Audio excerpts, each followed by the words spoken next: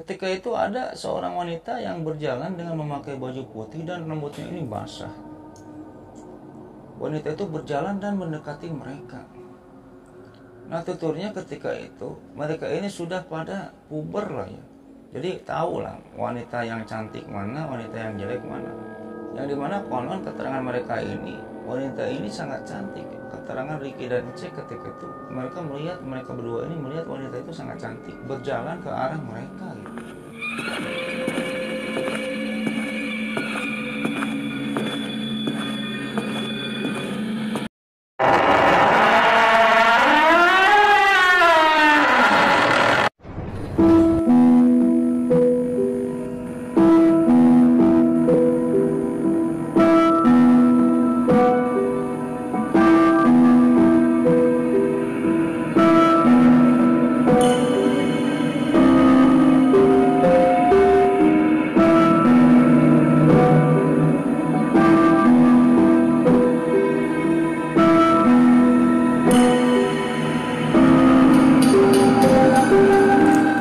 Assalamualaikum warahmatullahi wabarakatuh. Bismillahirrahmanirrahim. Alhamdulillahirrabbilalamin. Wabihi nasta'inu ala umuri dunya waddin. Wassalatu wassalamu ala asyrofil anbiya'i wal mursalin wa ala alihi washabihi ajmain. Amma ba'du. Allahumma sholli ala sayyidina Muhammad wa ala ali sayyidina Muhammad. Rabbi sholli sholli wa yassir amri wa hlul 'uqdatam min lisani yafqahu qawli. Oke, Lucky kembali lagi bersama saya Lucky Developer. Jadi pada video kali ini kembali saya akan menceritakan suatu kisah misteri atau kisah horor atau kisah mistis yang dimana cerita ini saya dapat dari Mbah Ocit ya. Dan Mbah Ocit ini, kejadian yang dialami Mbah Ocit ini kurang lebih terjadinya ini tahun 90-an. Jadi cerita ini cukup lama. Jadi Mbah Ocit ini tinggal di suatu desa yang ada di kota Purwakarta. Yang dimana di desanya Mbah Ocit ini dulunya ini terkenal suatu mitos tentang jurig cai gitu. Jadi orang-orang desa atau orang tua yang dulu ini ada mitos yang namanya jurig cai. Jadi hantu air lah kalau bahasa Indonesianya mah ya. Dan orang tua yang ada di desa tersebut sering ya melarang anaknya untuk bermain-main. Ada suatu sungai, ada suatu spot yang ada di sungai ini. Yang biasanya sungai tersebut sering dipakai untuk berenang oleh anak-anak gitu ya, anak-anak dulu gitu tahun 90-an. Dan kalau sudah jam 5 atau menjelang maghrib, biasanya orang-orang tua yang ada di desa itu melarang anak-anaknya untuk mendekati spot atau sungai itu gitu. Konon di sana itu terdapat yang disebut dengan mitos jurig cai gitu. Menurut keterangan Mbah Ocit gitu. Ya karena kejadian yang dialami oleh Mbah Ocit ini ketika itu Mbah Ocit ini berumur kelas 1 SMA-an lah, kelas 1 SMA. Kurang lebih umur berapa tahun tuh kalau kelas 1 itu? Nah, 15 tahunan lah ya. Ketika itu umur Mbah Ocit ini 15 tahunan. Maka kita panggil Ocit aja lah ya. Kita panggil Ocit aja. Tidak mengurangi rasa hormat nih ya. Atas adanya mitos tersebut, tadinya Mbah Ocit ini atau Ocit ini tidak percaya gitu ya. Tentang adanya mitos jurig cai tersebut gitu. Sampai pada suatu saat Ocit juga mengalaminya sendiri, baru di sana dirinya percaya. Ya mungkin sebelum lanjut ke ceritanya Lucky Lovers ya, bagi Lucky Lovers semua atau orang yang sedang menonton video ini yang belum subscribe, alangkah baiknya subscribe dulu lah ya. Supaya apa? Supaya saya tambah bersemangat membuat konten-konten atau video selanjutnya gitu ya. Dan bagi orang atau Lucky Lovers semua yang sudah subscribe, saya banyak ucapkan terima kasih ya. Mudah-mudahan amal baik Lucky Lovers semua atau orang yang sudah subscribe di channel ini mendapatkan balasannya dari Allah Subhanahu wa taala beratus-ratus kali lipat, beribu-ribu kali lipat, dan berjuta-juta kali lipat. Mungkin kita lanjut ke ceritanya ya Lucky Lovers. Ya mungkin kalau di sini terdengar suara-suara berisik motor gitu ya, mohon maklum lah ya. Soalnya ini di pinggir jalan. Udah malam gini masih aja banyak motor yang lewat gitu ya. Oke, kita lanjut ke ceritanya Lucky Lovers. Pada waktu itu pada tahun 90-an Ocit ini menginjak kelas 1 SMA lah. Nah di tahun-tahun segitu belum banyak ya orang yang bisa belajar di sekolah SMA kayak gitulah. Di desanya Ocit ini banyak ya teman-teman sebaya Ocit yang tidak bisa melanjutkan sekolah ketika itu. Ketika itu Ocit ini mempunyai 3 orang teman yang akrab ya. yang kemana-mana selalu berempat gitu ya. Anggap aja namanya Ricky, Endang, dan Encek lah ya. Ini nama semua sudah saya samarkan ke Lovers. Mereka berempat ini satu sekolahan ya, satu sekolahan di sebuah SMA yang ada di kota Purwakarta. Dan mereka itu teman akrab lah, kemana-mana selalu bareng gitu ya. Nah, tempat tinggal mereka berempat ini, Ocit, Ricky, Endang, dan Encek ini tidak berjauhan lah. Masih satu desa ya, masih tinggal di satu desa yang sama. Desanya Ocit ini dikelilingi oleh sungai atau berdekatan dengan sungai ya. Yang dimana sungai tersebut biasanya dijadikan tempat mainan buat anak-anak sebayanya Ocit gitu. Entah itu berenang, entah itu main perahu, entah itu memancing. Banyak spot bermain di dekat-dekat sungai atau pinggiran sungai tersebut yang biasa digunakan untuk bermain, berenang, memancing, dan lain sebagainya. Tapi di desanya Ocit ini ada satu buah spot nih, yang spot itu juga, tempat itu juga ya biasa digunakan untuk bermain ya oleh anak-anak sebayanya Ocit atau oleh orang tua, yang digunakan untuk memancing bahkan berenang gitu. Akan tetapi spot tersebut, tempat tersebut selalu anak-anak sebaya Ocit ya atau di bawahnya Ocit ini selalu dilarang oleh para orang tuanya untuk menjauhi tempat tersebut kalau sudah waktu sore. Terutama jam 5 sore, setengah 6 sore menjelang maghrib lah kayak gitu.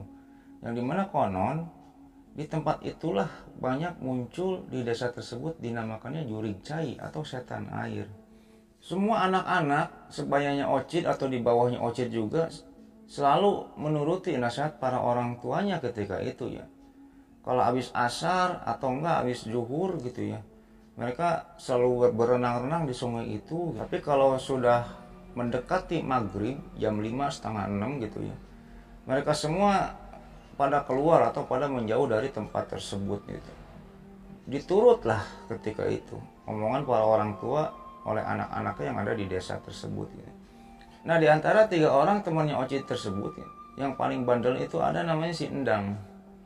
Si Endang ini paling bandel, yang dimana penuturan Ocit ini pertama kali dia mengenal rokok itu diajari oleh si Endang gitu. Saya pertama kali ngerokok diajari oleh si Endang. Nah, pada suatu waktu, suatu ketika, Ocit ini pernah bolos sekolah. Yang dimana Ocit ini sekolah masuk pagi. Ya, kalau mereka mau berangkat sekolah ini biasa nyamper ke rumah masing-masing ya. Ocit misalnya nyamper ke rumah Endang, Endang nanti berdua nyamper ke rumah Encek, baru ke rumah si Ricky gitu ya. Mereka berempat jalan lah ketika itu, di pagi hari itu. Nah, setelah mereka berempat ini berkumpul, si Endang ini mempunyai ide. Bro, bagaimana kalau kita bolos sekolah yuk? Emang mau kemana? Kita berenang yuk di sungai. Enak katanya di sana, dingin nih, kita berenang. Akhirnya mereka berempat pun, mereka bertiga ini menyetujui lah ya. Akhirnya datanglah mereka berempat ini ke spot yang terlarang tadi gitu, yang konon ada yang namanya jurig cai gitu. Nah, setelah nyampe di sana mereka berempat ini ngobrol-ngobrol ya. Ngobrol-ngobrol, yang dimana ketika itu si Endang ini mengeluarkan 1 bungkus rokok. Dan ketika itu mereka bertiga tidak merokok ya. Ocit, siapa tadi, Ricky sama Encek ini tidak merokok. Di sanalah mereka ini mengenal rokok, yang dimana diajari oleh si Endang kayak gitu. Sampai akhirnya kecanduan lah, intinya kayak gitu. Nah, setelah mereka berempat ini selesai merokok gitu ya, akhirnya si Endang ketika itu mempunyai ide, bro, kita berenang yuk di sungai ini katanya. Ayo berenang. Akhirnya mereka berempat pun berenang lah ya. Jadi sungai itu cukup dalam, Lovers ya, cukup dalam. Lebar sungai itu kurang lebih ada 10-15 meter lah, bahkan lebih lah. Dalamnya bisa nyampe 10 meteran, 10 meter atau 15 meter atau 20 meter. Sungai itu sangat besar, sangat besar. Konon sungai itu peninggalan Belanda gitu. Nah, di spot sungai yang terlarang itu, jadi bentuknya ini di sana banyak pohon-pohon. Jadi ada satu pohon yang besar, yaitu pohon beringin. Ada di pinggirnya itu ada pohon beringin, yang dimana tidak jauh dari pohon beringin tersebut ada satu buah kuburan atau makam. Yang patoknya ini sudah pada nggak ada, sudah pada hilang gitu. Bahkan warga desa tersebut pun tidak mengetahui ini kuburan siapa gitu. Hanya gundukan tanah aja kayak gitu. Entah itu kuburan, entah itu apa, tapi orang-orang desa di sana gitu, di tempatnya Oci tinggal ini mempercayai bahwa itu kuburan gitu. Nah, satu buah makam ini dikelilingi cuman oleh pagar gitu ya. Gak tahu itu makam siapa, gak tahu itu kuburan beneran atau bukan gitu. Tapi di sana ini mitosnya ini itu adalah kuburan gitu. Tapi nggak ada nama patok gitu, nggak ada patoknya. Nah, setelah mereka bolos sekolah itu kurang lebih jam pulang sekolah, mereka pun pada pulang lah ya. Ya habis zuhur lah ya, mereka pun pulang ke rumah masing-masing. Ya modusnya ini sudah pulang sekolah gitu ya. Ketika Oci ditanya oleh orang tuanya, lagi habis dari mana Cid? Kok telat dikit gitu ya. Jadi habis main dulu sama Endang, sama Cek, sama Riki. Nah, jam satuan ini Ocit ini udah nyampe rumah lah. Sekolahnya tidak jauh dari rumahnya Ocit ketika itu. Pada suatu hari, pada suatu ketika, karena mitos Jurik Cai ini sangat booming ya di desanya Ocit. Ocit juga pernah bertanya kepada ibunya tentang apa sih Jurik Cai itu, bentuknya kayak gimana sih Bu. Ketika itu ibunya tidak menjawab pertanyaan Ocit itu, ya ibunya ini hanya mengelak lah atas pertanyaan tersebut itu. Akan tetapi ketika itu bapaknya Ocit ini mendengar pertanyaan yang ditanyakan oleh Ocit ke ibunya tadi. Sampai Ocit pun dipanggil oleh bapaknya itu. Yang dimana ketika itu bapaknya menerangkan bahwa jadi bapak juga belum pernah dengar. Intinya kayak gitu ya. Bapak juga belum pernah lihat tentang sosok Jurik Cai itu. Tapi konon katanya dari orang tua dulu ya, orang tua semenjak bapak kecil ini, sosok Jurik Cai ini sudah ada dan telah banyak memakan korban katanya.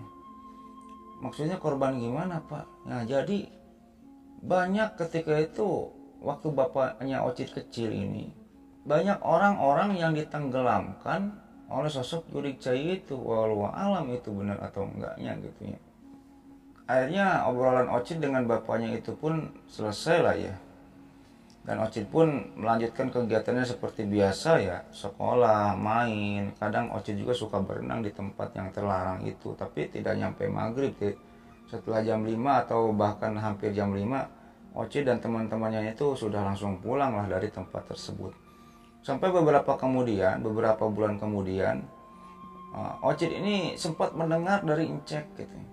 Dari Encek, yang dimana ketika itu pada hari Minggu ini Encek ini sedang main dengan siapa tadi temannya satu lagi tuh Riki ya, sedang main dengan Riki, sedang ngobrol berdua, yang dimana ketika itu Encek ini memancing di sungai yang ada Jurik Cai itu, spot terlarangnya itu ya. Nah, ketika itu Encek dengan Riki ini mancingnya itu kelewatan batas lah ya. Udah hampir mau maghrib, mereka belum selesai memancing. Nah, terus ketika itu mereka ini melanjutkan ceritanya kepada Ocit tadi ya. Nah, ketika mereka ini asik-asik memancing, mereka ini mendengar suara berisik air, yang dimana seolah-olah ada orang yang sedang berjalan di air gitu. Kan langkahnya itu kedengarannya ceplik gitu ya. Nah, ketika Encek dengan Riki tadi melihat ke arah kanan, ke asal suara gemericik air itu, Encek dengan Riki ini melihat sebelah kanan sungai tempat dia memancing ini ada seorang wanita yang berjalan. Jadi kalau di pinggiran sungai itu tidak dalam. Ketika itu ada seorang wanita yang berjalan dengan memakai baju putih dan rambutnya ini basah. Wanita itu berjalan dan mendekati mereka. Nah, tuturnya ketika itu mereka ini sudah pada puber lah ya. Jadi tahu lah wanita yang cantik mana, wanita yang jelek mana. Yang dimana konon keterangan mereka ini, wanita ini sangat cantik. Keterangan Riki dan Encek ketika itu mereka berdua ini melihat wanita itu sangat cantik berjalan ke arah mereka gitu. Keadaan wanita tersebut memakai baju putih dan semuanya ini basah kuyup, termasuk rambutnya ini basah. Tuturnya cantik ketika itu.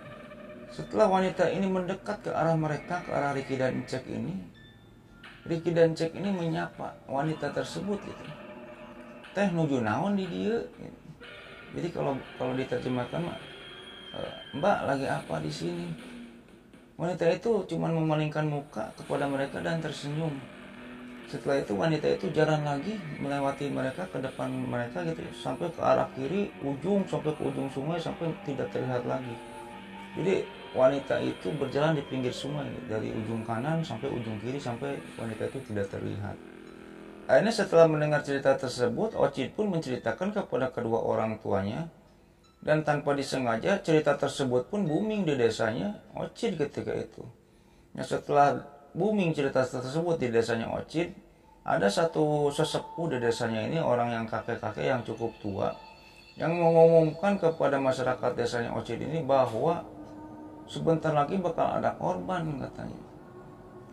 Si Jurik Cai sudah muncul katanya, sebentar lagi bakal ada korban. Jadi diumumkan kepada semua orang tua, anak-anak yang mempunyai anak-anak jangan main dulu di tempat tersebut gitu.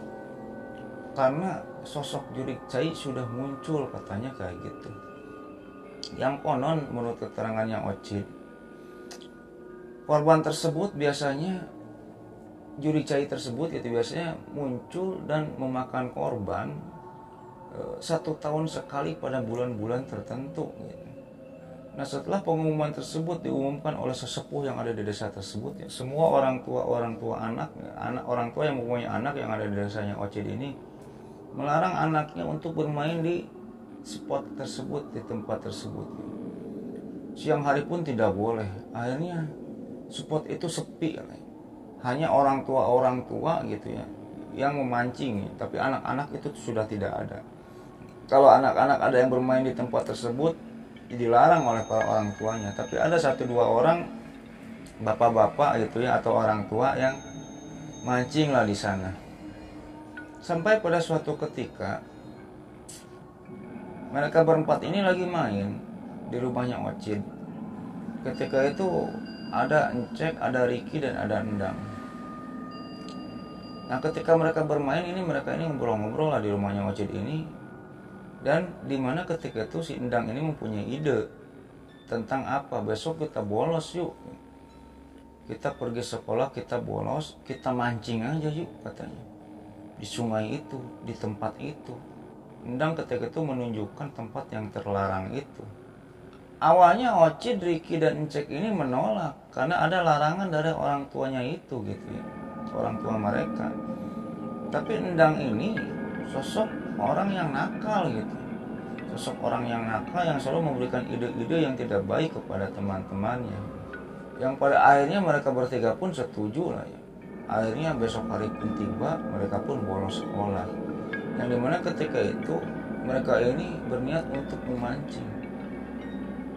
Akhirnya pergilah mereka ini berempat ini ke spot terlarang itu gitu. Ketika itu mereka ini memancing.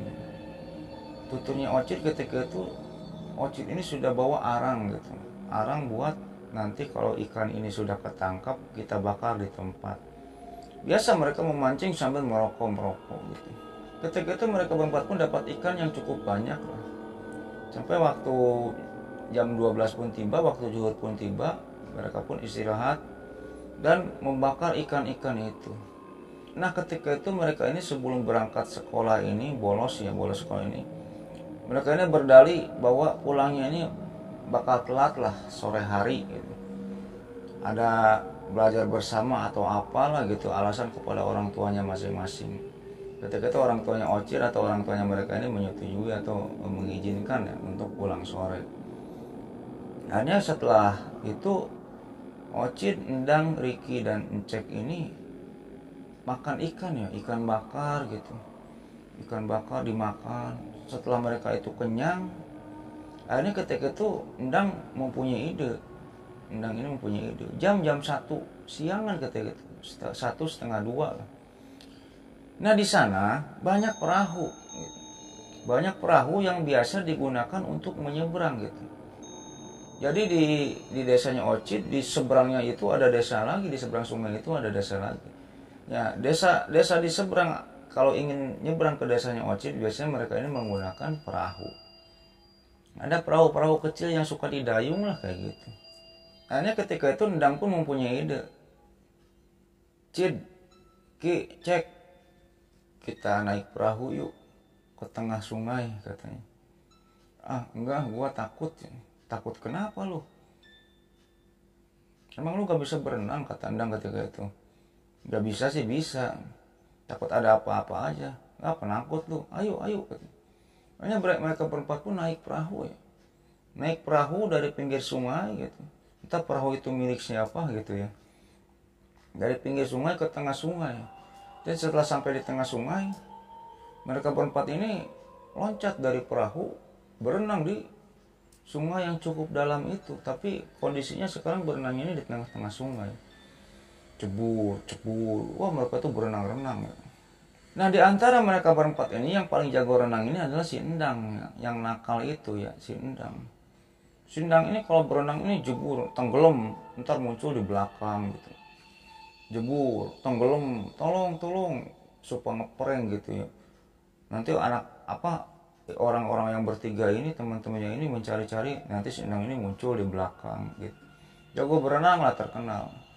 Nah, mereka ini berenang kurang lebih setengah jam, 1 jam lah ya. Setelah itu mereka pun kembali ke pinggir dan kembali mereka ini memancing sambil mengisap rokok ketika itu. Nah, kurang lebih jam setengah lima sore. Si Endang ini ketika itu kembali mempunyai ide untuk apa? Untuk melakukan taruhan balap renang ketika itu.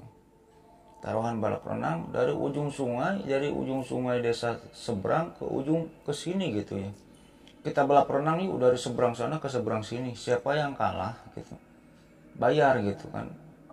Bayar. Nanti uangnya kita beliin rokok atau apa gitu. Intinya taruhan lah. Ketika itu ajakan Endang tersebut diokehkan oleh 2 orang, ngecek dengan Ricky. Akan tetapi ketika itu Ocit tidak ikut balap renang. Karena apa? Ocit ini mengaku bahwa dirinya ini kurang ahli dalam hal berenang kayak gitu. Akhirnya Endang ngecek dan Ricky pun balap renang ya. Dari ujung ke ujung gitu. Lebar sungai itu ya cukup lebar kilometer, ada 10-15 meter lebarnya, itu cukup lebar, bahkan lebih, bahkan sampai 20 meter ketika itu. Dan saya pun ketika itu sempat melihat kondisi sungainya gitu, yang dimana kondisi sekarang dengan kondisi dulu ini tuturnya Mbak Ocit ini sangat berbeda gitu. Tapi ketika saya melihat sungainya, sungainya sangat besar sekali ya, sangat besar gitu. Ada mulailah berenang ketika itu. Ocit nggak ikut ya. Endang, Encek dan Ricky ini bertiga ini berenang. Mulai bertiga ini masuk ke dalam sungai, ceburu gitu ya. Renanglah. Mereka bertiga ini yang dimana ketika pertama kali ngejebur ke air ini, Endang ini memimpin ya. Endang ini memimpin. Endang pertama, keduanya ini Ricky dengan Encek mengikuti dari belakang. Dan gaya berenang Endang ketika itu sangat hebat tuturnya Ocit ketika itu. Kalau Ricky dengan Encek ini berenang dengan gaya bebas. Gaya bebas. Endang ketika itu enggak gitu. Endang ini berenangnya cebur, blok nggak kelihatan, tahu-tahu muncul di depan gitu. Gaya apa tuh? Gaya nyelam ya. Nyelam lagi, muncul lagi di depan. Sampai ke seberang. Endang itu sudah nyampe duluan ke seberang sungai yang ada di desa sebelah gitu. Endang pun ngepur lah istilahnya ya. Setelah Endang ini nyampe ke seberang, Endang tidak langsung balik lagi ke tempatnya Ocit ya. Akhirnya Ricky dengan Encek pun sampai di seberang. Setelah sampai di seberang, Endang pun kembali lagi ke tempatnya Ocit dengan berenang. Endang memimpin ketika itu. Ocit pun ketika itu salut juga dengan gaya berenang Endang gitu. Seperti biasa, Endang pun berenang dengan cara menyelam. Menyelam langsung muncul di depan. Menyelam lagi langsung muncul di depan gitu. Tertinggal lumayan cukup jauh ketika itu Ricky dengan Encek. Nah, tutur Ocit ketika itu. Ocit ini kan ada di samping sungai. Melihat mereka bertiga ini berenang yang dipimpin oleh Endang. Ketika itu Ocit ini mendengar suara gemericik air, bukan gemericik ya. Kalau ada orang yang berjalan di air gitu, kayak gimana sih ya? Jadi tendangan-tendangan kaki ke airnya ini terdengar. Suara tersebut berasal dari sebelah kanannya Ocit. Ketika itu Ocit pun melihat ke sebelah kanan, Nah ketika Ocit melihat ke sebelah kanan, Ocit ini melihat sama apa yang dilihat oleh Ricky dan Encek. Ketika itu Ocit melihat seorang perempuan dengan memakai baju putih yang sedang berdiri, tentunya berdiri di air gitu. Jadi air, orang perempuan tersebut berada di air dan airnya ini sebatas dada, segini nih, sebatas dada. Perempuan tersebut tidak di pinggir tapi agak lumayan cukup di agak tengah sungai. Soalnya airnya ini sampai sebatas dada. Perempuan tersebut berjalan menghampiri Ocit perlahan-lahan gitu. Sampai jarak Ocit pun ketika itu kurang lebih 6 meter sampai 8 meter ya dari arah perempuan itu gitu. Tentunya Ocit ketika itu, perempuan ini parasnya ini sangat cantik. Keadaannya basah kuyup, memakai baju putih. Dan setelah sampai di depan Ocit ya, jarak tertentu, jarak 8 sampai 10 meteran, ketika itu perempuan ini tersenyum kepada Ocit. Ocit pun ketika melihat perempuan itu sangat terbelalak sekali karena kecantikannya gitu. Tidak ada ya remaja ketika itu, umurnya lebih tua dari Ocit, kurang lebih 5-6 tahunan lah perempuan itu. Perempuan ini tersenyum kepada Ocit dan tidak ada di desa itu orang secantik perempuan yang ada di air itu. Setelah melihat perempuan ini, Ocit ini kembali flashback ke ceritanya si Ricky dengan si Encek. Apakah perempuan ini gitu yang dilihat oleh Ricky dengan Encek ketika itu? Akhirnya setelah itu, perempuan ini setelah berada hadap-hadapan dengan Ocit kurang lebih 10 atau 8 meteran, perempuan ini kembali tenggelam ke air, menyelam ke air, tenggelam gitu ya.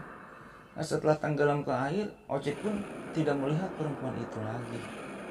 Nah ketika Ocit ini melihat perempuan ini kembali tenggelam ke air, Ocit pun flashback atau mengingat pesan orang tuanya, pesan bapaknya, pesan ibunya, dan pesan dari sesepuh yang ada di desa itu gitu, tentang adanya jurig cai. Mungkin perempuan ini yang dimaksud dengan jurig cai itu, pikir Ocit ketika itu. Akhirnya dalam keadaan was-was ketika itu, dalam keadaan was-was lah, gemetar gitu Ocit ini ya. Ocit ini tepuk tangan, menepuk-nepuk mereka bertiga yang sedang berenang di tengah sungai, si Ricky, si Endang, sama si Encek ini. Oh cepat ke sini, sambil ditepuk-tepuk. Tapi suara tepukan atau suara teriakan Ocit ini tidak terdengar oleh mereka gitu, karena mereka sedang berenang. Ocit pun kembali menepuk-nepuk mereka gitu, sambil melihatin mereka bertiga ini balap renang gitu ya. Nah setelah itu, tidak lama dari teriakan Ocit tadi, mereka pun datang, mereka yang balap berenang ini datang. Yang dimana orang yang pertama kali datang adalah si Ricky, disusul oleh Encek. Ricky dengan Encek pun ketika itu naik ke daratan. Setelah naik ke daratan, Ocit pun melihat-lihat si Endang kemana gitu. Kok belum sampai, padahal dia ketika itu posisinya ini pertama berenangnya itu, kok belum sampai gitu. Setelah ditunggu 1 menit, 2 menit, 3 menit, si Endang belum juga sampai. Dan tidak lama dari situ, mereka bertiga ini, Ocit, Ricky, Encek ini melihat Endang ini sedang berusaha untuk menyelamatkan dirinya dari posisi tenggelam. Jadi mereka bertiga ini melihat di tengah sungai Endang ini sedang kayak gini, terus berenang lagi, terus kayak gini lagi gitu. Kok si Endang ini tenggelam? Padahal notabene ketika itu Endang ini paling jago berenang di antara mereka bertiga. Tapi ketika itu posisinya Endang ini tenggelam. Bukan tenggelam sih, istilahnya mencoba menyelamatkan diri dari posisi tenggelam lah. Sampai pada suatu momen, Ocit ini melihat, Ocit, Ricky, dan Encek ini melihat. Jadi posisi Endang ini ketika itu sedang menyelamatkan diri dari tenggelam, dan Endang pun sedang berenang gaya bebas. Ketika Endang ini sedang berenang gaya bebas, Endang ini berenang gaya bebas ini dalam posisi maju, tapi dia ini keadaannya mundur gitu, seolah-olah ada yang menarik gitu, ada yang menarik Endang ketika itu. Sampai pada akhirnya ketika itu Encek dan Ricky pun memberikan ide untuk menolong Endang, berenang ke sungai dan menolong Endang lah yang sedang berusaha untuk menyelamatkan diri dari tenggelam. Akan tetapi ketika itu mereka berdua ini dilarang oleh Ocit ya. Sampai pada akhirnya mereka bertiga ini tidak lagi melihat posisi Endang. Dan keadaan sungai pun sangat hening ketika itu. Dan Endang pun tidak lagi terlihat di sungai itu gitu. Intinya Endang ini tenggelam entah kemana gitu. Entah kemana gitu. Akhirnya kurang lebih jam 7-an, ketika itu jam 7-an, mereka pun bingung harus cerita apa gitu. Harus cerita apa dan cerita bagaimana kepada kedua orang tua mereka gitu, kepada orang tua mereka. Akhirnya dengan berat hati Ocit pun cek dan Ricky ini pertama kali menceritakan ini kepada orang tuanya Ocit ketika itu. Diceritakanlah hal yang sudah terjadi. Akhirnya nyebarlah berita tersebut di desa itu. Dan pada malam harinya diadakanlah pencarian massal oleh orang-orang yang ada di desa itu. Di pinggir-pinggir sungai ini ditelisir lah ya, dicari Endang ini kemana gitu. Tapi sampai jam 12 malam tidak diketemukan ketika itu. Akhirnya keesokan hari pun, pada pagi hari pun dicari lagi gitu. Orang-orang yang ada di desa itu serempak mencari di pinggir-pinggir sungai. Ada juga yang orang-orang tuanya yang menyelam ke sungai untuk mencari jasadnya Endang ini. Tapi tidak juga diketemukan gitu. Sampai pada akhirnya sesepuh yang ada di desa tersebut melakukan ritual-ritual tertentu. Gak tahu ritual apa gitu.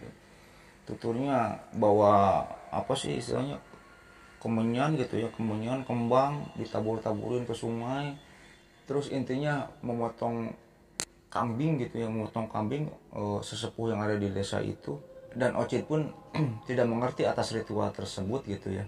Yang pada akhirnya ketika itu sesepuh yang ada di desa itu menjelaskan bahwa tahun ini Endang lah korbannya. Tahun ini Endang lah korbannya. Jadi korban si Juri Cai itu. Konon katanya setahun sekali memakan korban gitu. Nah terus si sesepuh yang ada di desa ini ngomong bahwa pada hari anu, jam anu gitu ya, tunggu aja di pinggiran sungai ini, nanti jasad Endang bakal ada di sini gitu. Yang dimana anehnya ketika itu kata Ocit sendiri, dirinya juga melihat langsung gitu ya, pada hari jam yang ditentukan dan tempat yang ditentukan oleh sesepuh desa tadi benar ya, ketika itu Endang ini sudah berada di pinggir sungai tersebut, yang dimana kondisinya sudah meninggal dunia ya, dan ketika itu otaknya ini hilang gitu, penuturannya itu gitu. Jadi polo yang ada di kepalanya hilang, udah bolong, kepalanya ini udah bolong, nggak tahu kenapa gitu, nggak tahu itu dimakan apa gitu ya, dalam kondisi sudah bolong. Nah, singkat cerita dimakamkanlah Endang, dan ketika itu tempat ini dipagar tuturnya ya. Tempat itu dipagar gitu. Dan anak kecil terutama dilarang keras oleh orang tuanya untuk mendekati tempat itu gitu. Konon kata Ocit kayak gitu. Dan sampai sekarang Mbah Ocit ini masih tinggal di desa itu gitu. Akan tetapi penuturan Mbak Ocit, semenjak kejadian temannya Endang ini tenggelam di sana sampai dengan saat ini gitu ya, tidak ada lagi orang yang tenggelam gitu. Korban-korban selanjutnya setelah pinggir sungai yang dilarang itu kurang lebih ada 10-15 meter lah di pinggiran sungai itu dipagar gitu. Dekat pohon beringin itu yang terutama dekat makam atau kuburan yang ada di dekat sungai itu, kayak gitu Lucky Lovers. Ya mungkin gitu aja Lucky Lovers ya, cerita pada video kali ini mudah-mudahan menghibur, ambil sisi baiknya, buang sisi buruknya. Yang dimana pesan saya dalam cerita ini intinya ginilah, jika ada mitos-mitos atau hal-hal yang dilarang di suatu tempat tertentu, ya tolong hormatilah mitos tersebut gitu ya. Bukannya kita mau mempercayai silakan, enggak juga silakan, tapi intinya kita menghormati gitu ya. Wallahu alam gitu. Endang ini meninggalnya karena apa? Wallahu alam. Tapi hormatilah mitos-mitos yang ada di desa gitu. intinya kalau misalnya ada tempat yang terlarang atau apa atau seram gitu, ya hormatilah gitu ya. Karena apa? Kita ini kan hidup berbarengan dengan jin gitu. Kita ini hidup berbarengan dengan jin tapi beda dimensi, beda alam gitu. Nah, manusia dengan jin ini harus saling menghormati gitu. Harus saling menghormati satu sama lain gitu. Ya intinya kan di dalam Islam juga diajarkan cara menghormati jin itu apa, gimana caranya. Ya intinya kalau malam hari jangan berisik. Terus kita kalau misalnya membuang apa sesuatu atau terutama air panas atau apa, jangan ke lubang-lubang gitu. Ucapkan assalamualaikum ke tempat yang baru kita kunjungi gitu. Jangan sompral lah istilahnya kayak gitu. Masalah endang walau alam gitu karena apa gitu. Ya yang jelas ambil aja sisi baiknya dari cerita ini, buang sisi buruknya. Mungkin gitu aja Lucky Lovers ya. Ya mungkin gitu aja Lucky Lovers, cerita pada video kali ini mudah-mudahan menghibur. Tak lupa juga saya mendoakan kepada Lucky Lovers semua. Allahumma inna nas'aluka bi anna lakal hamdu la ilaha illa anta wahdaka la syarika lakal mananu badi'us samawati wal ardh dzul jalali wal ikram ya hayyu ya qayyum. Mudah-mudahan Lucky Lovers semua diberikan kesehatan, umur yang panjang, diberikan rezeki yang melimpah. Bagi Lucky Lovers semua atau bagi keluarganya saat ini yang sedang sakit, mudah-mudahan diambil penyakitnya atau diangkat penyakitnya oleh Allah Subhanahu wa taala. Dan bagi Lucky Lovers semua atau keluarga yang masih sehat sampai saat ini, mudah-mudahan diperpanjang nikmat sehatnya oleh Allah Subhanahu wa taala dan tidak disakitkan lagi sampai dia wafat ya. Dan paling utama mudah-mudahan kita semua dikumpulkan di surganya Allah Subhanahu wa taala dan mendapatkan syafaat darinya nanti di hari akhir. Mungkin gitu aja Lucky Lovers cerita pada kali ini, mudah-mudahan menghibur. Akhirul kata Allahumma shalli ala sayyidina Muhammad wa ala sayyidina Muhammad wa billahi taufiq wal hidayah. Wassalamualaikum warahmatullahi wabarakatuh.